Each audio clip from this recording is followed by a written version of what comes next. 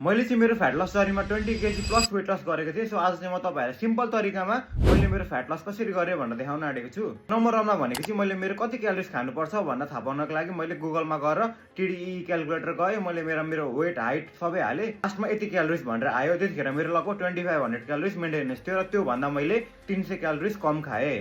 Number 2मा भनेको चाहिँ मैले सबै खानेकुरा मेरो ट्र्याक गरेर खान थालेँ। योबाट मैले जोग्दै सबै खानेकुरा जोग्दै क्यालोरिज काउन्ट गर्दै खान थालेँ। यो गर्दाखेरि के हुन्छ भने तपाईँलाई अब ठ्याक्क एकुरेटली थाहा हुन्छ कि कति खानुपर्ने रहेछ, कति खाइरहेको छु भनेर सबै कुरा थाहा हुन्छ नि त।